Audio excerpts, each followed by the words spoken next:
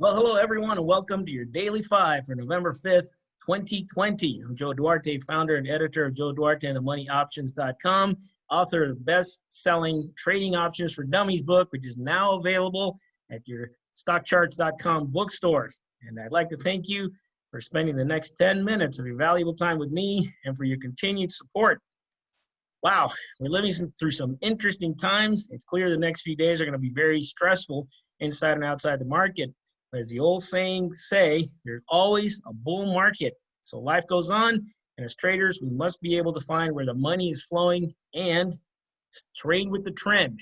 So let's get right to it. Today, the edge of chaos, 5 post-elections off the beaten path bellwethers, just in case life goes on. Before we start, let's go to the sound trading principles. Let's not fight that Fed, especially when the Fed has probably going to make an interesting announcement sometime later today. Don't fight the market's momentum and the dominant on-the-ground trends. You got to pay attention right now. As I'll show you in a minute, market's trend is decidedly up. Stick with those strong sectors and stocks. Trade in small lots. I can't emphasize this enough at this time.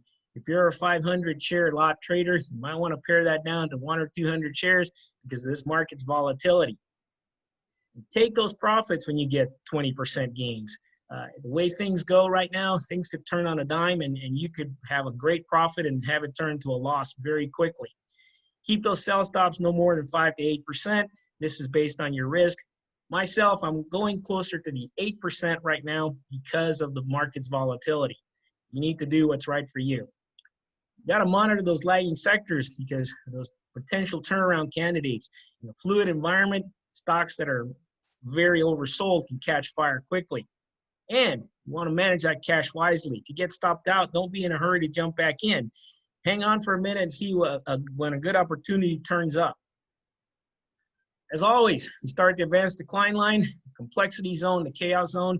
Quick review, complexity is when the forces of the universe are acting just right. And you can see the advanced decline line is going straight up, has for several years now. We've had a couple of setbacks, but mostly the trend has been up. We're in the complexity zone. The edge of chaos, the 50-day moving average and the 200-day moving average. That's where complexity and chaos are at the right mix to make things explosive. You can see when you break above that 50-day moving average and stay above it, things are good. Even better when you're above 200-day and 50-day moving average. But you can see that when you break that 50-day moving average, things can get sloppy. And if you break below the 200-day moving average, things get even worse. So you want to make sure you keep an eye on all of those things at the moment. It brings me to the Duarte 50-50 sell signal, which is when the advanced decline line breaks below the 50-day moving average at the same time that the RSI for the advanced decline line falls below 50. That's usually a time when you have to be very careful. We've had a couple of near misses lately, but nothing that has turned into something really terrible. So we've been very lucky. So what's the advanced decline telling us right now?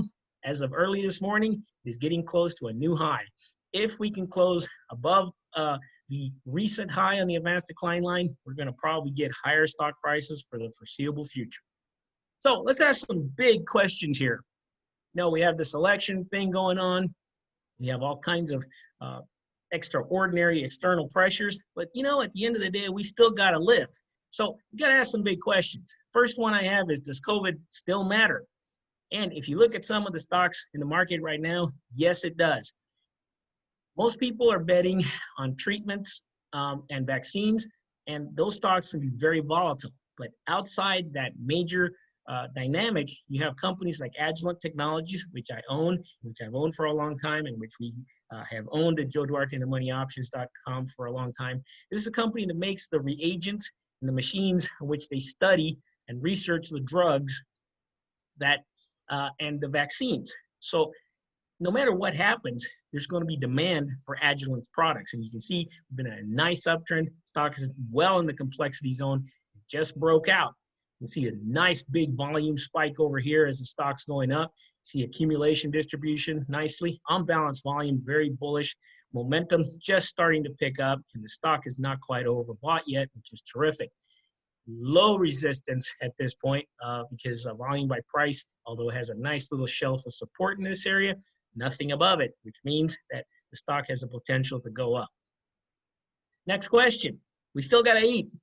And so what happens if you have food shortages or food inflation? You know, where are people going to go for food if the economy craters? These are important questions. Hopefully, they won't be things that we experience to a great degree, but you got to think about it. So we have Grocery Outlet Holdings Company, a company that is regional at the moment. But you know, the way this thing is acting, it would not surprise me if it was the next Whole Foods or Trader Joe's where they expand nationally. Right now, they're in the West Coast, they're in Nevada, and they're in Pennsylvania. But they're discounters. Everything in the store is 40 to 70% off regular prices. They are locally managed because they're sort of a franchise model. That means that these people that own these stores are able to cater to the local public. You can see the stock, same dynamic that we always look for. Accumulation, big volume spike over here. Unbalanced volume is doing well, and we have significant momentum picking up. It's a little bit overbought, but still good, nonetheless. Grocery Outlet Holding, volume by price. Again, bullish looking volume by price, little resistance, and fairly good support. So, next thing, you know, there are still riots in the streets. So what's the fate of future gun sales? If you look at gun manufacturing stocks lately, they're not going anywhere. But there's a company called Academy Sports and Outdoors, which is a sporting goods store. Their gun sales are going through the roof. This is where the money betting on higher gun sales is going. This is an IPO. It's recently IPO'd. Stock is doing well. It's a risky business because, you know, IPOs, you just don't have that much history. Nevertheless, look at this thing. Unbalanced volume, extremely bullish, and accumulation distribution, overbought, IPO, a little bit of risk, but you have to consider this.